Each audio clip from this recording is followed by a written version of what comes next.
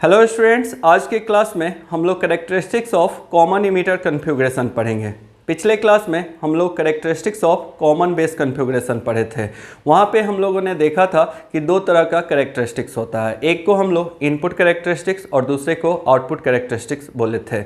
वैसे ही यहाँ पे भी जो कॉमन इमीटर कन्फिग्रेशन होता है इसका भी दो कैरेक्टरिस्टिक्स होगा, एक इनपुट कैरेक्टरिस्टिक्स होगा और दूसरा आउटपुट कैरेक्टरिस्टिक्स होता है।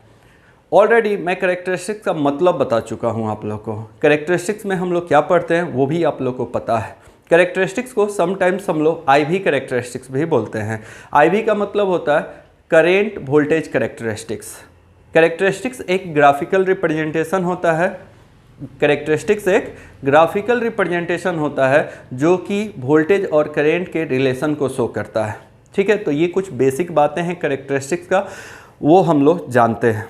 कॉमन इमीटर कन्फिग्रेशन का जो कैरेक्टरिस्टिक्स होता है बहुत ही इम्पॉर्टेंट है। अगर कंपेयर किया जाए कॉमन बेस कन्फिग्रेशन से और कॉमन कलेक्टर कन्फिग्रेशन से, तो जो सबसे ज़्यादा यूजफुल और यूज होने वाला कैरेक्टरिस्टिक्स है वो है कॉमन इमीटर कैरेक्टरिस्टिक्स। इसलिए क्योंकि कॉमन इमीटर कन्फिग्रेशन जो है सबसे ज़्यादा यूज होने वाला सर्किट में कन्फिग्रेशन है। जितने भी टाइप्स का हम लोग एम्पलीफायर पढ़ेंगे, हर एक एम्पलीफायर में कॉमन बेस कन्फिग्रेशन यूज होता है। और जब कॉमन बेस कन्फिग्रेशन यूज होता है तो ऑब्वियसली उसका कैरेक्टरिस्टिक्स भी आपके लिए इम्पॉर्टेंट हो गया। कैरेक्टरिस्टिक्स भी जानना ज़रूरी है। मैं ऑलरेडी बता चुका हूँ, कैरेक्टरिस्टिक्स से ट्रांजिस्टर सर्किट्स का परफॉर्मेंस का पता चलता है। इसलिए मैं बोल रहा हूँ कि कॉमन इमीटर का जो कैरेक्टरिस्टिक्स है बहुत ही इंपॉर्टेंट है। इवन बहुत सारा ऐसा टॉपिक अभी हम लोग को मिलने वाला है, जैसे लोड लाइन पढ़ेंगे, क्यूसेंट पॉइंट पढ़ेंगे जिसको ऑपरेटिंग पॉइंट भी बोलते हैं। तो जब लोड लाइन ड्रॉ करना होता है, क्यूसेंट पॉइंट फाइंड आउट करना होता है, तो हम लोग output characteristics of common emitter configuration को यूज करते हैं। Output characteristics of common emitter configuration को यूज करते हैं, ये बात याद रखना, आगे हम लोग को मिलेगा ये सारा चीज़। तो चलिए स्टार्ट करते हैं। देखो हमने लिखा है there are two characteristics of CE configuration. ठीक है, दो कैरेक्टरिस्टिक्स होता है। CE बोलने का मतलब क्या है? Common emitter configuration. एक को हम लोग इनपुट कैरेक्टरिस्टिक्स बोलते हैं और दूसरे को आउटपुट कैरेक्टरिस्टिक्स बोलते हैं। इसको 1 बाय 1 हम लोग डिटेल्स में स्टडी करेंगे। जैसे कॉमन बेस कन्फिग्रेशन का कैरेक्टरिस्टिक्स पढ़े थे, वैसे ही यहाँ पे कॉमन इमीटर का भी कैरेक्टरिस्टिक्स पूरा डिटेल्स में पढ़ेंगे। आ रहा है बात समझ में? आधा अधूरा तो पढ़ाते नहीं हैं, जान ही रहे हो, पकाते ज़्यादा हैं। तो चलो थोड़ा सा देखते हैं। अब इस कन्फिग्रेशन के लिए या ये जो कैरेक्टरिस्टिक्स है इसको ऑब्टेन करने के लिए आपको एक सर्किट अरेंजमेंट करना पड़ेगा। सबसे पहले तो सर्किट बनाना पड़ेगा कॉमन इमीटर का। तो आप लोगों को मैं कॉमन इमीटर कन्फिग्रेशन बनाना सिखा चुका हूँ। ठीक है, ये इमीटर टर्मिनल होता है और ये कलेक्टर टर्मिनल होता है, और हम लोग को यहाँ पे इमीटर टर्मिनल को कॉमन रखना है। ठीक है, तो ये इमीटर टर्मिनल हो गया, ये बेस टर्मिनल और ये कलेक्टर टर्मिनल हो गया। और ये जो कॉमन इमीटर कन्फिग्रेशन होता है इसको एक्टिव मोड में बायस करते हैं। क्योंकि ये NPN ट्रांजिस्टर है तो ये N हो जाएगा, ये P टर्मिनल और ये N टर्मिनल होगा। और एक्टिव मोड में इमीटर बेस जंक्शन जो होता है ये फॉरवर्ड बायस होता है। फॉरवर्ड कैसे करेंगे? तो P को पॉजिटिव से और ये जो N है इसको निगेटिव से कनेक्ट करते हैं। ये सारा चीज़ ऑलरेडी मैं बायसिंग आप लोगों को पढ़ा चुका हूँ। इसका नाम फ़िलहाल VBB दे देंगे। ठीक है, अब देखिए यहाँ पे कलेक्टर बेस जो जंक्शन है इसको रिवर्स बायस किया जाता है। अब इसको रिवर्स बायस कैसे करेंगे भाई? तो यहाँ पे जो कलेक्टर जंक्शन है, देखोगे ये जो कलेक्टर जंक्शन है ये N लेयर का बना हुआ होता है। तो इसको हम लोग पॉजिटिव से कनेक्ट कर देंगे और इस तरीके से हम लोग इसको बायस कर देंगे प्लस माइनस, और इसका नाम दे देंगे VCC। ठीक है, तो हमने NPN ट्रांजिस्टर लिया, ये कॉमन इमीटर कन्फिग्रेशन हो गया। बायसिंग के लिए एक्टिव मोड बायस यूज किए। बायसिंग अप्लाई करने के बाद अब हम लोग करेंट का डायरेक्शन डिसाइड करेंगे कि इसमें कितना करंट होगा और करेंट का डायरेक्शन क्या होगा। उसका इजीएस्ट फॉर्म मैं बता चुका हूँ। यहाँ पे जो इमीटर करेंट का डायरेक्शन होता है इसके एरो हेड से पता चलता है, ये बाहर की तरफ होगा। और एक्टिव मोड में अगर इमीटर करंट बाहर की तरफ होता है तो रिमेनिंग दो करंट टुवर्ड द जंक्शन यानी कि अंदर की तरफ होगा। आ रहा है समझ में? ठीक है, तो IE बाहर की तरफ है तो IB और IC अंदर की तरफ होगा। क्लियर? उसके बाद ये तो 3 करंट हो गया और तीनों का डायरेक्शन हम लोग को मिल गया। दो वोल्टेज का भी ज़रूरत पड़ता है, एक इनपुट वोल्टेज का ज़रूरत होता है, एक आउटपुट वोल्टेज का ज़रूरत होता है। यहाँ पे VBB और VCC बायसिंग वोल्टेज है, ये ट्रांजिस्टर का इनपुट और आउटपुट वोल्टेज नहीं है, कॉमन बेस में ऑलरेडी ये बात बता चुके हैं, ठीक है। तो ट्रांजिस्टर का इनपुट वोल्टेज कहाँ होगा, तो बेस, देखोगे ये बेस टर्मिनल है, इसको मिटा देते हैं, यहाँ पे IB लिख देते हैं, बेस टर्मिनल और ये इमीटर टर्मिनल जो है इसके बीच में एक वोल्टेज होगा, डेट इज कॉल्ड VBE, ठीक है, इसी को हम लोग इनपुट वोल्टेज बोलते हैं। और आउटपुट वोल्टेज होगा कलेक्टर टर्मिनल पे और बेस इमीटर टर्मिनल पे। यहाँ पे IC करंट ऐसे हो गया। अब देखो ये कलेक्टर टर्मिनल है, इसके बीच में और ये इमीटर टर्मिनल के बीच में एक वोल्टेज होगा, डेट इज कॉल्ड VCE, ठीक है। सो VB is the input voltage and VCE is the output voltage. So we obtained two output voltage, input voltage and output voltage, and also obtained two currents, input current and output current. ठीक है, यहाँ पे एक तीसरा current होता है IE जो कि कॉमन टर्मिनल पे फ्लो होता है, इससे मतलब नहीं रखते हैं, ठीक है। तो इस तरीके से ये सर्किट बना लिए, बट इतना सर्किट से हमारा काम नहीं चलेगा। हम लोग जान चुके हैं कॉमन बेस कॉन्फ़िगरेशन में कि भैया इसमें ये जो VB है इसके वैल्यू को मेजर करना पड़ता है, तो इसके लिए वोल्टमीटर को कनेक्ट करना होता है, और यहाँ पे IB का वैल्यू मेजर करने के लिए आमीटर को कनेक्ट करना होगा। तो वैसे ही यहाँ पे VCE का वैल्यू मेजर करना है, IC का मेजर करना है। तो ये सारा चीज़ अब हम लोग यहाँ पे इस सर्किट में मेजरिंग इंस्ट्रूमेंट्स वोल्टमीटर और आमीटर को इंक्लूड करेंगे। देखो कैसे इंक्लूड करते हैं। ये जो बायसिंग वोल्टेज है इसको याद रखना, ऊपर वाला टर्मिनल प्लस टर्मिनल था, नीचे माइनस टर्मिनल था, ठीक है। अब देखो यहाँ पे हम बेस टर्मिनल लिख लेते हैं, ये अंडरस्टूड है कि बेस टर्मिनल है। यहाँ पे लगा देंगे आमीटर, ठीक है, आमीटर लगा दो, इसको आमीटर को A1 नाम दे दिए। आमीटर जो है IB करंट का रीडिंग देगा, बेस करंट का रीडिंग देगा, और यहाँ पे एक रियोस्टेट का अरेंजमेंट करना होगा, ठीक है। जिन लोग को बेस को कॉमन बेस कॉन्फ़िगरेशन समझ में आया होगा वो लोग ज़्यादा एंजॉय करेंगे, ठीक है, और जिन लोगों को नहीं समझ में आएगा वो लोग उससे भी ज़्यादा एंजॉय करेंगे, ठीक है। प्लस माइनस VBB नहीं दिखाई दे रहा तो कोई बात नहीं, कैमरा को भी हम टिल्ट कर देंगे तो आपको दिखाई देगा। और VB वोल्टेज को मेजर करने के लिए यहाँ पे एक वोल्टमीटर कनेक्ट किया जाता है, वोल्टमीटर को V1 से रिप्रेजेंट करेंगे, और ये जो V1 वोल्टमीटर होगा ये VB वोल्टेज का रीडिंग देगा। वैसे ही आउटपुट साइड में आ जाइए, ये बायसिंग वोल्टेज को हटा देते हैं, बाद में इंक्लूड करेंगे। यहाँ पे VC वोल्टेज को मेजर करने के लिए एक वोल्टमीटर लगेगा, इसको हम लोग VCE बोलेंगे, ठीक है। और यहाँ पे IC करंट का रीडिंग लेने के लिए आमीटर लगाएंगे, और ये जो आमीटर होगा इसको A2 से रिप्रेजेंट करेंगे, इसको V2 से रिप्रेजेंट किया जाता है, इसको A2 से रिप्रेजेंट किया जाता है, और ये A2 IC का रीडिंग देगा। और यहाँ पे हम लोग रियोस्टेट से इसका अरेंजमेंट करते हैं, ठीक है। रियोस्टेट का फंक्शन अभी हम बताने वाले हैं, थोड़ा देर वेट कर लो। नहीं भी बताएंगे तो क्या कर लोगे मेरा, बोलो, कुछ कर लोगे क्या?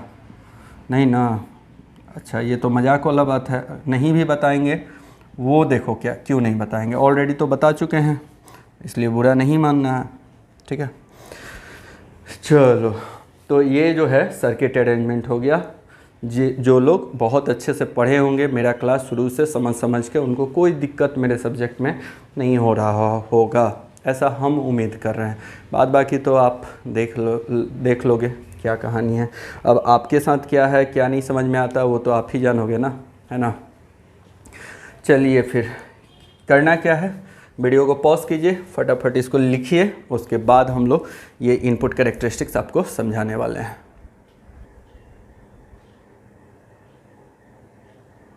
देखोगे वो VB नहीं दिखाई दे रहा था, अभी दिखाई देगा आप लोग को, ठीक है।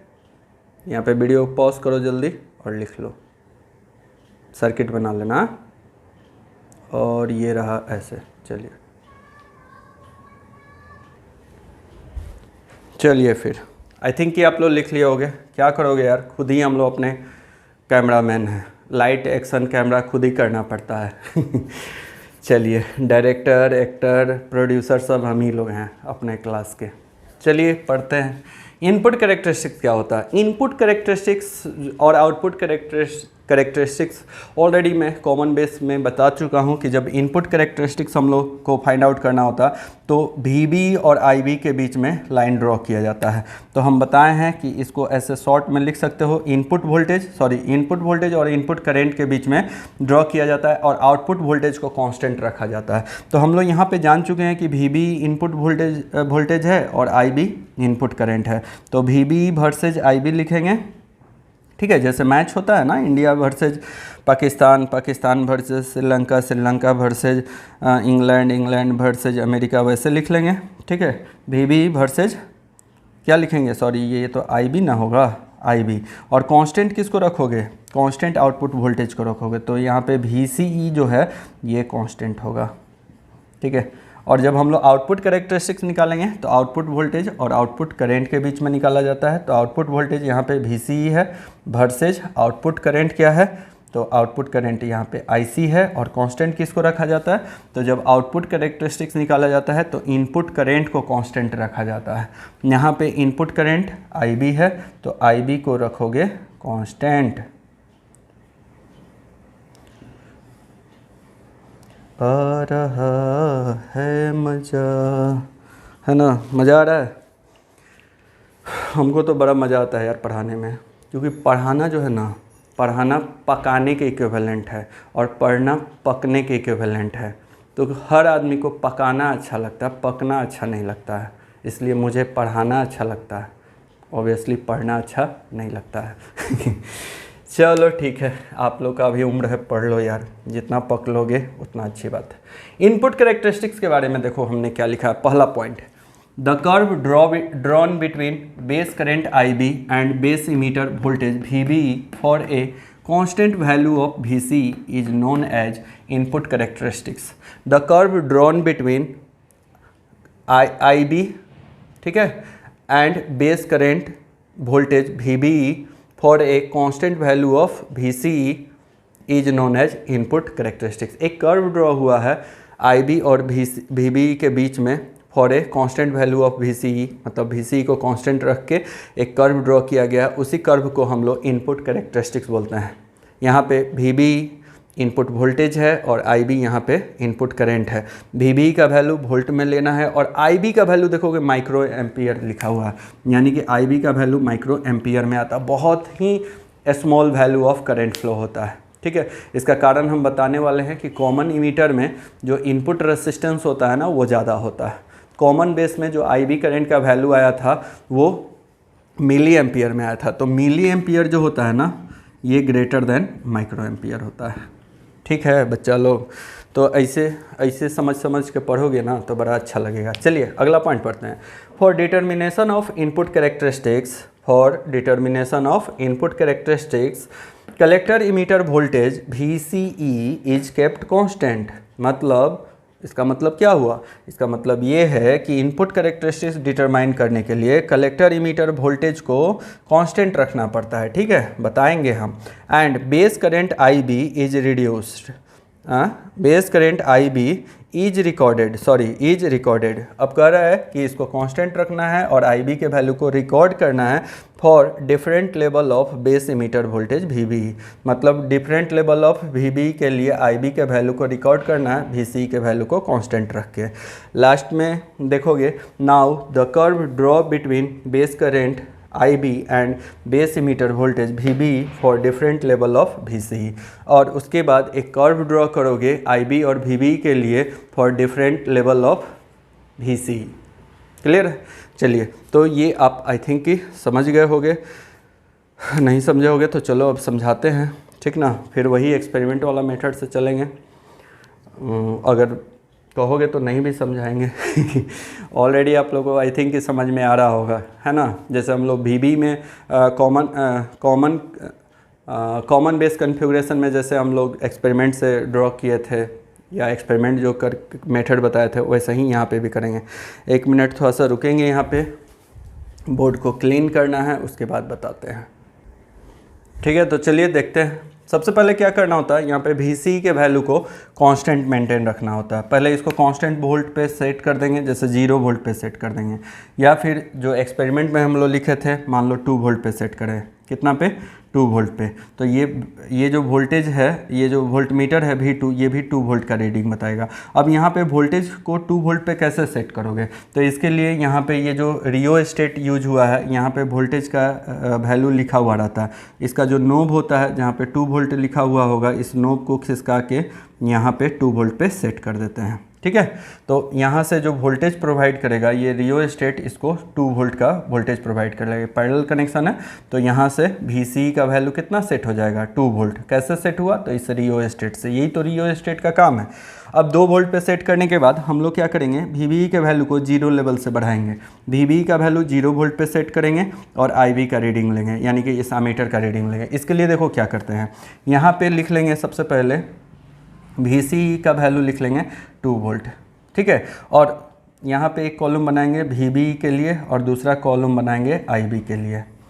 ठीक है, तो देखिए VBE का वैल्यू 0 वोल्ट सेट किए और IB का वैल्यू कितना आ जाएगा, यहाँ से एमीटर का रीडिंग लोगे तो ये 0 रीडिंग दे देगा। अब कहोगे सर ये कहाँ से आप लिख देते हैं, ठीक है, कहाँ से लिख देते हैं, तो ये लैब परफॉर्म करोगे ना, लैब तो होगा कॉलेज में ना, तो वहाँ पे जब ये लैब परफॉर्म करोगे तो ये आता है। तो ये जो भी कैरेक्टरिस्टिक्स है, शुरू के क्लास से ही हम आप लोग को बताते आए हैं कि ये ऐसे ही नहीं लिखा गया है। कोई राइटर अगर ये कैरेक्टरिस्टिक्स बता रहे हैं, डिफाइन कर रहे हैं, तो ये एक्सपेरिमेंट करके लाया गया, ये प्रैक्टिकल चीज़ है। ठीक है, तो ये प्रैक्टिकल किया जाता है। कैसे प्रैक्टिकल किया गया, अलग अलग वोल्टेज के वैल्यू को सेट किया गया, एमीटर जो रीडिंग बताया, हम चूँकि लैब कराते रहते हैं इसलिए मुझे वैल्यू पता है। VBE का वैल्यू 0, तो ये एमीटर भी दे देगा 0। उसके बाद 0.1 वोल्ट पे सेट किया जाता है। ये वैल्यू कितना, 0.1 पे, तो यहाँ पे एमीटर जो रीडिंग बताएगा 0 बताएगा, यानी कि एमीटर IB का वैल्यू देता है 0.2 पे भी 0, 0.3 पे भी 0। अगर ये जर्मेनियम का होगा तो 0.3 पे करंट का वैल्यू आना स्टार्ट हो जाएगा। बट मान के चलो सिलिकॉन का है तो 0.4 पे भी 0, 0.5 पे 0, 0.6 पे थोड़ा सा हरकत आएगा, 0 ही मान लेते हैं, 0.7 पे 1 milli ampere, 0 micro ampere sorry, और 0.8 पे फिर वही 3 माइक्रो एम्पियर आ जाएगा, और 0.9 पे आ जाएगा 10 माइक्रो एम्पियर। इस तरीके से रीडिंग आ जाएगा। ठीक है, नहीं दिखाई दे रहा हो कोई बात नहीं, अभी हम थोड़ा देर में कैमरामैन बनने वाले हैं तो आपको दिखवा देंगे। ठीक है, चलिए यहाँ लिखते हैं, ऊपर में लिखते हैं ताकि आप लोग देख लीजिए, नहीं तो बुरा मान जाइएगा। आप लोग तो अन्नदाता हैं हम लोगों के, है ना, अन्नदाता समझते हो ना, आप जो डोनेशन देते हो हम लोग को, उसी से घर परिवार चलता है, इसलिए आप लोग अन्नदाता हैं हम लोग के। चलिए, तो आप लोग का ये सब जानना देखना बड़ा ज़रूरी है। चलिए अगला एक्सपेरिमेंट करेंगे। VCE का वैल्यू कितना पे सेट करेंगे, VCE का वैल्यू अब मान लो 6 वोल्ट पे सेट कर दिए। जो कर्व ड्रॉ किए हैं उसी के लिए बता रहे हैं। उसके बाद यहाँ पे एक कॉलम बनाएंगे VBE के लिए और दूसरा कॉलम बनाएंगे IB के लिए। ठीक है, और फिर से यहाँ पे ये IB का वैल्यू माइक्रो एम्पियर में होगा। एक्सपेरिमेंट करेंगे, 0 पे 0 रीडिंग देगा, 0 पे वापस से 0.1 पे 0.1 वोल्ट पे 0 रीडिंग देगा, 0.2 पे भी 0, 0.3 पे भी 0, 0.4 पे भी 0, 0.5 पे भी 0, 0.6 पे भी 0। यहाँ से VBE का वैल्यू हम 1 पॉइंट बढ़ाते जा रहे हैं और IB का रीडिंग लेते जा रहे हैं। अब आप लोगों को समझ में आता होगा। 0.7 पे क्या देखोगे कि यहाँ पे वैल्यू 1 माइक्रो एम्पियर है ना, तो ये 0.5 माइक्रो एम्पियर आएगा। ठीक है, मतलब 1 से आधा हो गया। फिर 0.8 दिए, यहाँ पे 0.8 पे 3 माइक्रो एम्पियर है, तो यहाँ पे ये 2 माइक्रो एम्पियर आ जाएगा। 0.9 पे देखोगे ये कितना है, 10 माइक्रो एम्पियर है, तो ये लगभग 8 माइक्रो एम्पियर आ जाएगा। क्या देख रहे हो, VC का वैल्यू बढ़ा दिए तो ये करंट का वैल्यू क्या हो गया, घटा इससे। ठीक है, अब देखो पहले इसके लिए लाइन ड्रॉ करोगे।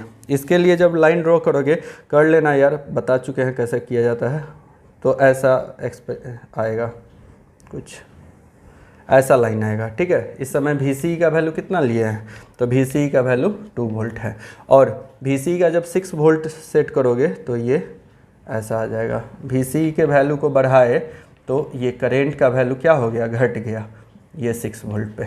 ठीक है, कैसे लाइन ड्रॉ किया जाता है, कर्व किया जाता है वो जानते हो। अगला एक्सपेरिमेंट करना हो तो VC का 8 वोल्ट 10 वोल्ट के लिए कर लोगे सेटिंग। तो जैसे जैसे VC का वैल्यू बढ़ाओगे ये कर्व जो है बढ़ते जाएगा, जितना ज़्यादा ये कर्व बढ़ते जाएगा उतना हमारा IB करंट का वैल्यू घटते जाएगा। इसका कारण क्या है, क्यों करंट का वैल्यू घट रहा है, ठीक है। तो देखो इसका कारण हम बता रहे हैं। यहाँ पे VC का वैल्यू बढ़ने के कारण, यहाँ पे VC का वैल्यू जब अलग अलग वोल्टेज पे सेट करते हो तो IB का वैल्यू क्यों घटता है, तो इसका कारण देखो क्या है।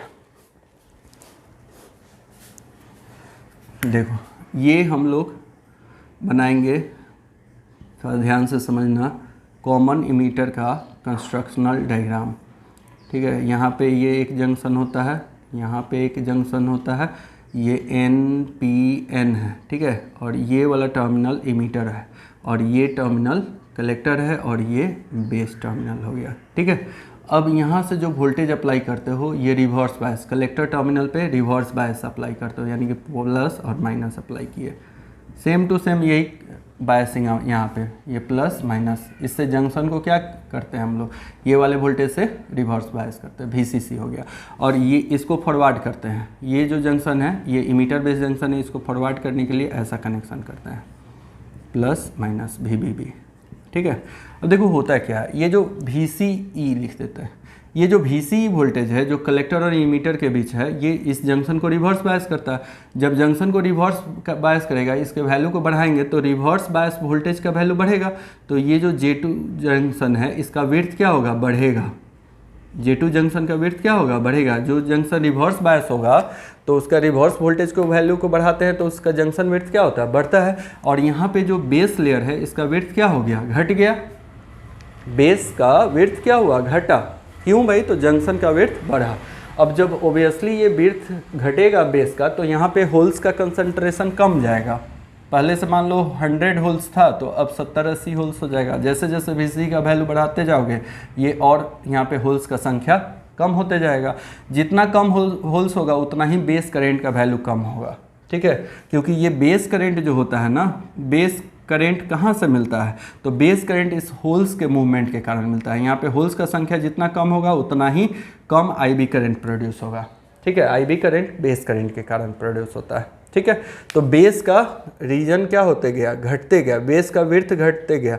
बेस का जितना कम विड्थ होगा उतना ही होल्स का संख्या कम होगा। हम ऑपरेशन में बताए हैं कि यहाँ से इलेक्ट्रॉन्स निकलता है, बेस रीजन में जाके होल से रिकॉम्बिनेशन करता है, और जो रिकॉम्बिनेशन इलेक्ट्रॉन्स नहीं करता वो कलेक्टर रीजन में जाता है। तो यहाँ पे रिकॉम्बिनेशन कम होगा, और जितना होल्स का संख्या कम होगा उतना ही कम रिकॉम्बिनेशन, और जितना कम रिकॉम्बिनेशन होगा उतना ही कम IB का वैल्यू प्रोड्यूस होगा, ठीक है। तो यही कारण है कि VC का वैल्यू जितना हाई वैल्यू पे सेट करते जाओगे बेस का विड्थ घटते जाएगा और IB का वैल्यू घटते जाएगा। चलिए ये रीजन है। ये सब रफ वाला चीज़ कहीं लिखना है तो लिख लीजिए, अगर मेन पेज में लिखना है तो लिख लीजिए, बट घेर के रफ लीजिएगा। कुछ और पॉइंट्स हम यहाँ पे लिखने जा रहे हैं। यहाँ पे नीचे वाला वैल्यू लिख लोगे, ठीक है।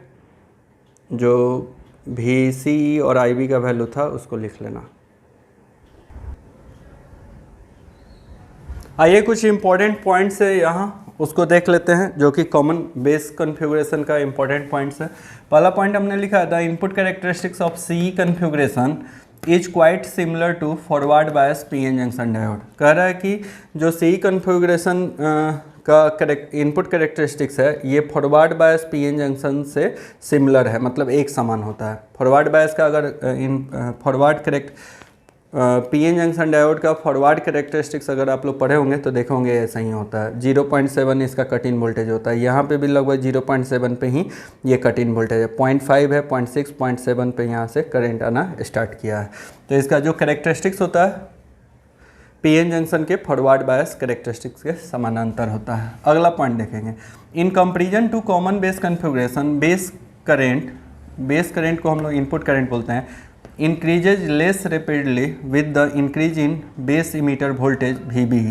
This indicates that input resistance is larger in common emitter configuration than CB configuration. इसका मतलब ये है, ये बता रहा है कि CE कन्फिग्रेशन में VBE के वैल्यू को बढ़ाने के बावजूद भी ये जो करेंट का वैल्यू है, IB करंट का वैल्यू है, ये थोड़ा कम इंक्रीज करता है compare to CV configuration. CV configuration में इनपुट वोल्टेज जो भी था वहाँ पे उसको VEB वो वहाँ इनपुट वोल्टेज था और IE उसका इनपुट करंट था। तो VEB वोल्टेज बढ़ाते तो IE का वैल्यू बहुत ज़्यादा बढ़ता था, बट उसके कंपैरिजन में यहाँ पे इसका जो इनपुट करंट है ये इनपुट वोल्टेज बढ़ाने से कम बढ़ रहा है। इसका कारण क्या है, CE कन्फिग्रेशन का इनपुट रेसिस्टेंस जो होता है कॉमन बेस कन्फिग्रेशन से ज़्यादा होता है।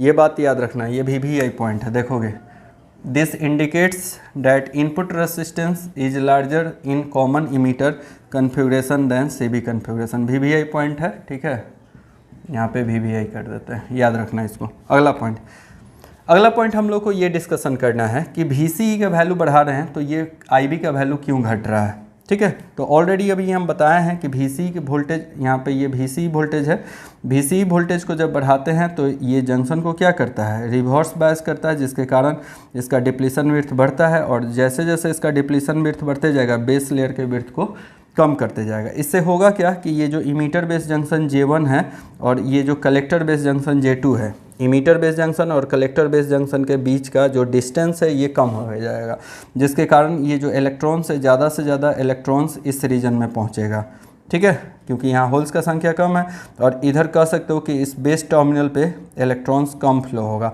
आप लोगों को जब हम इसका करेंट डायरेक्शन सिखाए थे ऑपरेशन जब पढ़ाए थे तो हमने बताया था कि कलेक्टर करंट अंदर की तरफ फ्लो होता है और इमीटर करंट बाहर की तरफ फ्लो होता है और IB करंट के डायरेक्शन में थोड़ा प्रॉब्लम होता है डिसाइड करने में। तो हमने बताया था कि ये जो पॉजिटिव पोलरिटी होता है यहाँ से जो इलेक्ट्रॉन्स फ्लो होता है उसको अपनी तरफ कुछ को अट्रैक्ट कर लेता है। तो एक्चुअली इसमें VCE के वैल्यू को बढ़ाने से क्या होता है ना कि यहाँ पर बहुत कम चार्ज कैरियर्स बेस टर्मिनल पर फ्लो होते हैं। तो बहुत कम चार्ज कैरियर्स फ्लो होते हैं, इसके कारण भी IB का वैल्यू क्या हो जाता है, कम हो जाता है। या जो होल्स वाला कॉन्सेप्ट बताया इससे पहले वो भी चलेगा, होल्स का फ्लो यहाँ पे कम होगा। देखो, an increment in value of VCE causes the input current IB to be lower for given level of VB। कह रहा है कि VCE के वैल्यू को बढ़ाओगे तो VB के वैल्यू पे जैसे जैसे इसका वैल्यू इंक्रीज करोगे IB का वैल्यू थोड़ा कम ही आता है। क्यों आता है? This is because the higher level of VCE provide greater collector base junction reverse bias. कह रहा है कि ऐसा क्यों होता है, क्योंकि ये VCE reverse bias voltage provide करता है कलेक्टर बेस जंक्शन पे। Hence base layer width decreases, इसके कारण बेस लेयर का विड्थ क्या होगा, डिक्रीज होगा। Therefore distance between collector base and emitter base reason reduce, इसके कारण distance between collector base junction emitter base junction और कलेक्टर बेस जंक्शन का जो डिस्टेंस है वो रिड्यूस होगा, यानी कि कम होगा। As a result more of the charge carrier from emitter flow across the collector base junction. कह रहा है कि जिसके कारण बहुत सारा चार्ज कैरियर्स इमीटर से कलेक्टर बेस जंक्शन में फ्लो कर जाता है। एंड फ्यू मतलब बहुत कम, few flow out through the base lead, मतलब बेस लीड से बहुत कम फ्लो करेगा, इसके कारण IB करंट का वैल्यू घटता है। ये बात याद रखना, VVI पॉइंट है। उसके बाद अब हम लोग को यहाँ पे डायनेमिक रेसिस्टेंस निकालना है, ठीक है। द डायनेमिक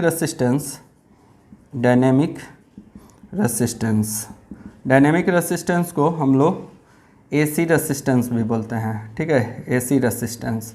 डायनेमिक रेसिस्टेंस को स्मॉल r से रिप्रेजेंट किया जाता है और इसका वैल्यू क्या होगा, input voltage by input current होगा।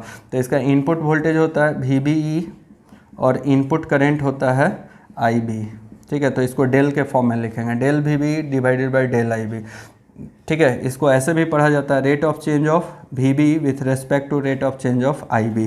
दोनों वैल्यू वेरिएबल के फॉर्म में है, इसलिए जो रेसिस्टेंस आएगा वो भी वेरिएबल होगा और वेरिएबल रेसिस्टेंस को ही हम लोग डायनेमिक रेसिस्टेंस बोलते हैं। तो यहाँ पे हम लोग इनपुट कैरेक्टरिस्टिक्स को कंप्लीट कर लिए।